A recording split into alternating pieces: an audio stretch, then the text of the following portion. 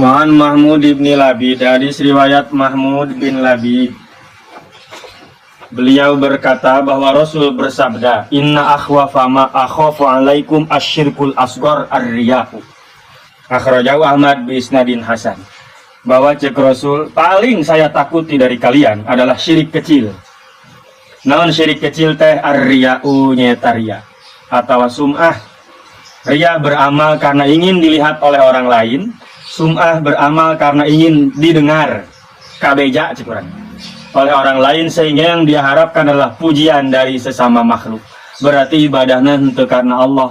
Sarwajeng menyembah kepada selain Allah ngan nyumput.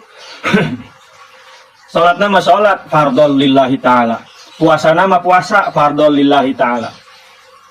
Nanaon nama lillahi ta'ala, ngomong nama yang harap kiblat biasa gitu. Ke masjid, nyumbang yatim, nyumbang fakir miskin. Tapi yang dia harapkan bukan karidoan Allah, tapi supaya disebut bager. Isin atuh manya batur nyumbang urang henteu. Berarti isin. Manya batur ka masjid urang henteu. Ambil disebut rajin. Ambil disebut soleh. Itu kan berarti bukan lillahi ta'ala, tidak sesuai dengan ucapan anak. Nyembah nama lain nyembah berhala, nyembah Allah. Kalau nyembah berhala itu syirik besar. Ini menyembah Allah, ya mah sholat biasa gitu. Tapi dibalik itu tidak karena Allah. Ternyata hati nama hayang pujian dari sesama makhluk, maka disebut syirik kecil lah kau melakukan Kanjeng Rasul.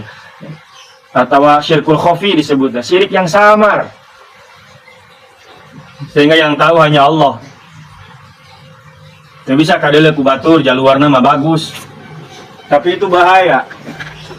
Bisa merusak karena amal, karena keikhlasan teh gitu. Mengharap pujian atau pangalem dari sesama makhluk. Kata nupang difikasienkeun. Jalema kuari moal tangka nyembah berhala moal. Yang geus muslim nya geus mukmin. Moal nya ujug-ujug sarajan tilok salat ya ditah nyembah asup ka gereja mah moal daekeun. Sehingga teu khawatir kos kitu mah yang paling dikhawatirkan kata Rasul tah syirik nu leutik. Beribadah atau beramal bukan lillahi ta'ala, tetapi ada sesuatu anu berhubungan dengan makhluk. Yang ilah itulah gitulah. Tidak mengharap kepada Allah. Eta paling dipikasieun cenah ku Kanjeng Rasul. Dan memang hese. Moal jelema nyembah berhala, maka kita nyembah berhala ya teu kena gelut pasti. Tapi digoda ku setan dina hatena. Dohirna mah salat benernya hareup kiblat. Karena munggah haji, umroh unggal bulan. Tapi ambil kapajah naon tah. Eta paling dikhawatirkeun. Nabi Hurairah radhiyallahu anhu kala ngucap Abi Hurairah, kumaha Kanjeng Rasul sallallahu alaihi wasallam nyarios. Ayatul munafiki salasun. Ciri-ciri orang munafik itu ada 3. Iya ciri hiji lamun ngomong sok ngabohong. Lamun janji sok sulaya. Lamun dipercaya dia khianat. Nah, ini adalah ciri-ciri indikator seseorang itu masuk kategori munafik. Kalau berbicara pasti nggak bohong, wah lamun tengah bohong tentang nikmat apa sayur kurang uyah. Lamun tengah bohong teh, pan babari jasa nggak bohong. Lamun janji sulaya baik, enggak insya Allah isukan terus isukan. Namun diberi kepercayaan khianat. Nah, orang yang munafik tidak terlepas dari 3 sifat itu. Mun aya jelema mukmin yang punya sifat seperti ini, itu berarti mirip serupa dengan orang munafik. Aya jelema mukmin pernah bohong, sering jasa ngabohong. Eta mirip jeung jelema munafik, kuatir eta beusi dicap munafik doang. Eta ngabohong kan paling gampang ya ngabohong. Ini ngomong doang mun ngabohong. Gua dibiasakeun ngabohong teh. Maka riwayat Tuan Syekh Abdul Qadir teh kan orang apal ku ibuna neuk masantren teh hiji pesenna ulah ngabohong. Ngabohong teh pagawean sepertinya biasa gitu. Padahal eta baduh bahaya. Baik ngabohong ke Allah, ngabohong ke makhluk. Jelema dilahirkan oleh Allah itu kan sudah fitrah, mau nerima Islam. Daeknya ibadah. Pasti tanya di jero beuteung dalil alastu bi rabbikum, bukankah saya ini Tuhanmu cek Allah di alam roh. Bala cek urang kabehan ya sumuhun. Kami bersaksi engkau Tuhan kami, sehingga lahir jelema ke alam dunia. Yang tidak bersaksi tidak akan lahir. Aing geus di dunia teh waduh ibadah sakadaek. Tidak mengikuti perintah aturan Allah. Eta bohong sarua berarti. ngabohong ke Allah, kos gitu diantaranya. Itu ciri-ciri orang munafik. Orang yang seperti itu punya salah satu sifat yang ini, khawatir tergolong kategori orang munafik. Kudu dijauhan sifat-sifat kos gitu, dihindari. Jeung kos gitu ngarugikeunna lain ngarana di akhirat doang, di dunia ngarugikeun sok gara hayu sering ngabohong. Kebetulan batul mau percaya kan. Sering coba ingkar janji. Lama-lama orang lain tidak mau berhubungan dengan orang. Nah, saya masuk itu, kahayang kan gitu kan. Jadi ngarugikeun sorangan sebenarnya kos itu. Dipercaya khianat kan, tidak amanah. Kamu menitip duit, maka lain bahasa menitip omong pasti leuwih datang. Menitip duit kurang ke aya pas ge geus nuhun kadang mah kurang. Wa an Ibnu Mas'ud radhiyallahu anhu Rasul nyari wasibabul muslim fusukun wa qitalu kufrun. Nyari kanan ngaledek lah, mengejek atau koyona ngabuli gitunya, lain ngabuli sangu lain. Membuli, mengejek, merendahkan orang mukmin itu fasik. Fasik kenaon? Orang yang selalu berbuat dosa besar, belum tobat, eta fasik. Atau dedeyeun dosa leutik, eta fasik. Tidak adil. Fasik ulah sok ngaledek. Komo jelema muslim anu saleh. Oh ieu mah santri lewat ge, sengit surga. Ngaledek tujuanna merendahkan gitu. Eta ulah eta fasik kos gitu. Apalagi orang soleh diledek. Wa qitalu kufrun, membunuh orang mukmin ya kafir. Kalau membunuh itu adalah kafir di dia kafir lugawi ya. Lain kafir nyembah, lain kafir keluar dari Islam itu mah sudah lain. Tapi kalau diniati itu sebagai sesuatu yang halal, kafir, murtad. Tapi kalau tidak diniati, dendam misalkan kalian dibunuh ke jelema atau hewa dipaehan jelema mukmin, tuh kufur eta, kufur nikmat maksudnya dosa gede. Sebab dosa membunuh itu dosa yang paling besar setelah musyrik. Minal kabair. Tidak ada hak, karena saan mere hirup. Main pae-paehan bae. Dosa paling berat itu menumpahkan darah sesama muslim. Orang diberi hak hidup oleh Allah punya ada dipaehan. Saya paehan mangan sakali hirup deui kan eueuh. Itu dosa besar. Kalau diniati membunuhnya itu dia meyakini halal, saya kama halal getihna bu. Padahal jelema muslim. Dan dia tidak ada hak, maka itu bisa menyebabkan kafir, murtad, menghalalkan sesuatu yang haram, itu murtad teman. Tapi kalau tidak seperti itu, karena mungkin saking emosi saking marah dipaehan, atau jelema ngagarong gitu, dicopot hartana dipaehan jelemana, itu dosa besar. Dosa paling besar setelah syirik adalah diantara membunuh orang mukmin tanpa ada alasan yang dibenarkan oleh agama. Meskipun dia tuh sudah membunuh orang lain, tetap kan tidak boleh dikisos pun, tidak boleh main bunuh baik tuh. Nah, ada proses dan tidak semua orang berhak untuk menjatuhkan hukuman kisos. Kudu melalui pemerintah teman. Kita bisa main hakim sendiri lah begitu. Teman, bisa gede. Wa Nabi Hurairah radhiyallahu anhu qala Rasulullah nyariat iyyakum wazanna fa inna zanna akdzabul hadis. Awas cek Rasul. Hati-hati dengan sangkaan. Sangkaan itu adalah bohong-bohongna ucapan adalah sangkaan. Sehingga hati-hati masalah sangka menyangka. Maka cek Quran inna ba'dal dhanni ismun. Sebagian daripada sangkaan itu adalah dosa. Jangan berpatokan kepada sangkaan. Komo sangkaan jorek. Beramal atas dasar sangkaan. Berbuat sesuatu ngomong ke jelema mah menghakimi orang lain atas dasar sangkaan karena kenyangka. Nah ulama menyangkaan eta sangkaan itu cek ulama ya opat hiji wajib, dua haram, tilu mandub, opat mubah. Sangkaan yang wajib satu husnuzon kepada Allah wajib berbaik sangka kepada Allah. Dibere kumaha bae dina kahirupan kudu tetap husnuzon. Geus dibere jatuh tertimpa tangga pula tetap kudu husnuzon ke Allah. Ada apa rahasia di balik ieu? Tetap jangan berburuk sangka karena pekerjaan Allah, takdir Allah kepada seseorang eta baik. Aya sisi baikna. Jadi ulah-ulah goreng sangka, bo dikieukeun amat ti hirup Gusti teu karunya kitu, bo. Allah teu karunya satu nu karunya. Mau dibere hirup Allah teu karunya. Ya kejadian apapun yang menimpa seseorang, tetap harus berhusnuzon kepada Allah. Tetap ulah-ulah goreng sangka. Goreng sangka enak itu kan geus medorakan kayak gitu sangkana terjadi. Dan insya Allah ana inda zonni abdi bi pan gitu. Saya itu bagaimana sangkaan hamba kepada saya. Kalau nyangkanya saya itu adalah menyiksa atau disiksa gitu.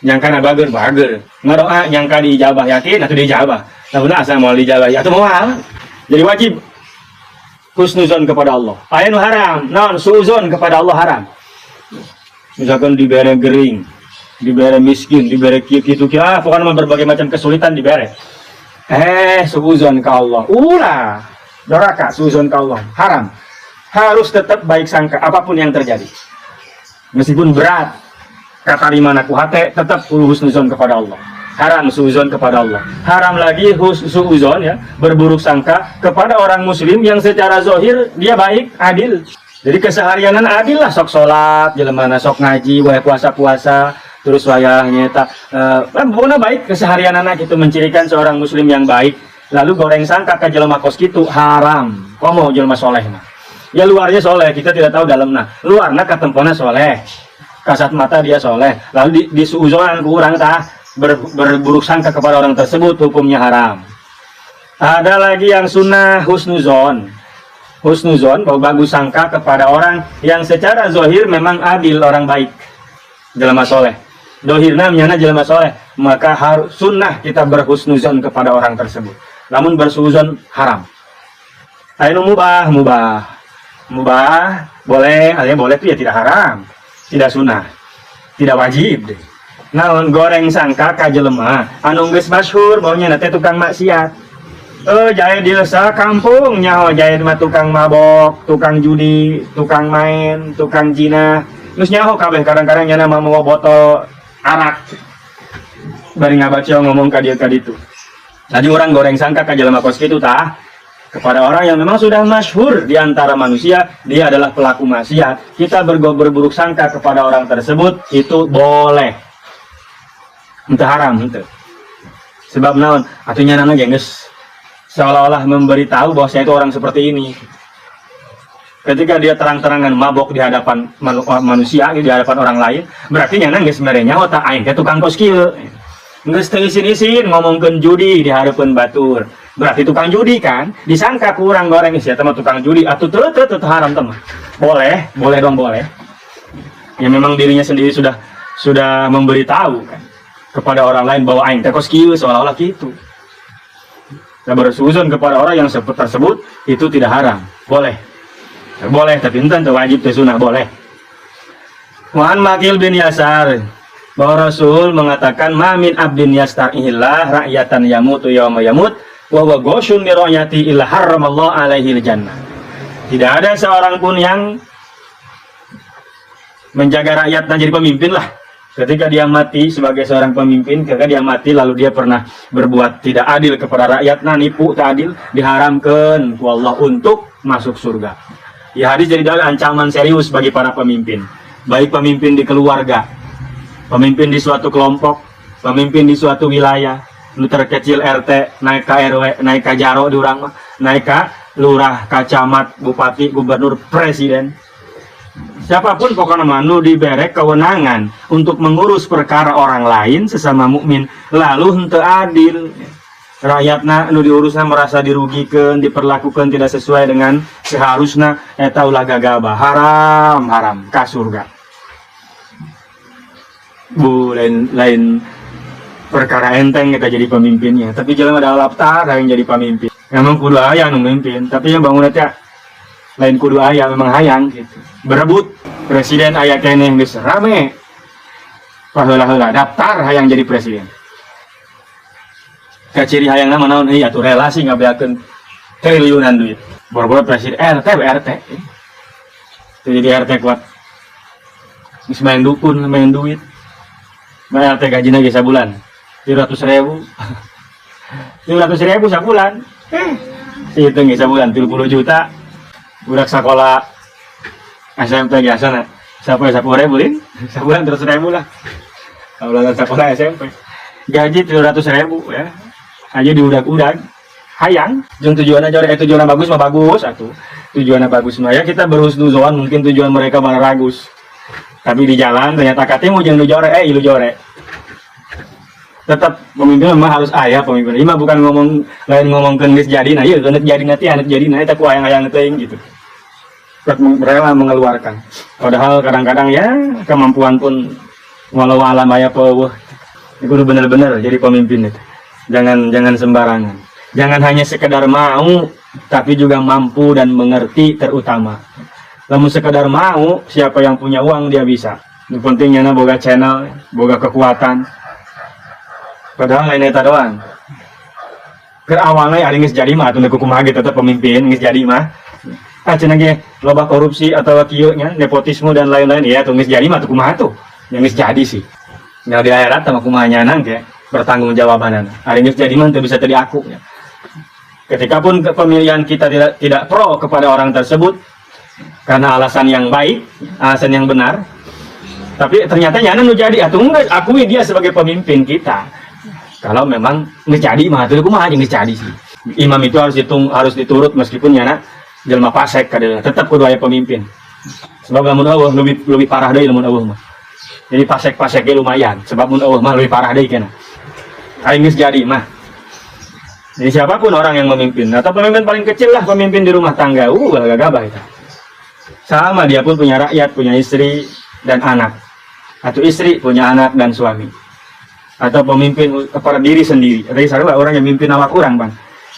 Sebab masing-masing awak bagaikan rakyat. Nah, mata rakyat kurang, celi rakyat kurang, sungut rakyat kurang, lengan suku kabeh rakyat kurang. Lamun digawean, ya, dipakai tidak sesuai dengan kehendak Allah, itu ada tanggung jawabnya nanti. Lebih jauhnya gitu, masing-masing teh pemimpin. Maka nah hadis sajian kan disebutkan kullukum ra'in wa kullukum mas'ulun an ra'yati. Setiap kalian adalah pemimpin.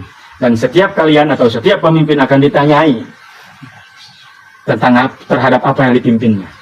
Jadi manusia mah nu sampurna emang lagi. Kamu pemimpin mah.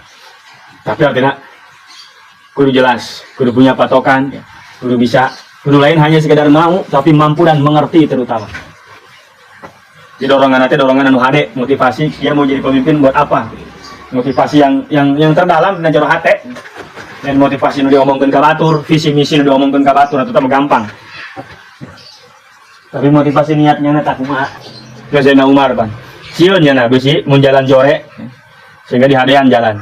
Sebab naon? Beusi aya delman curang, aya kuda, aya onta, aya keledai. Ngaguling gara-gara jalan jore. Engke aing ditanya di akhirat kudu kumaha cek Sayyidina Umar. Oh, sakitu eta keledai. Sieun. Saya yang memimpin, tapi sampai ada keledai terjatuh karena saya memimpin kurang baik, nyieun jalan jore. Jadi eta onta teh ngagan ngaguling. Kaing ditanya ke di akhirat cenah kitu. Kok sagede jelema, sagede keledai diperhatikan. Jadi bukan atas dasar cuma kemauan, tapi kemampuan itu penting dan mengerti itu. Jadi pemimpin teh. Sekedar hayang doang mah. Pabajasan hayang. Tapi nu bisa atuh teh. Wa Aisyah wallahu a'lam.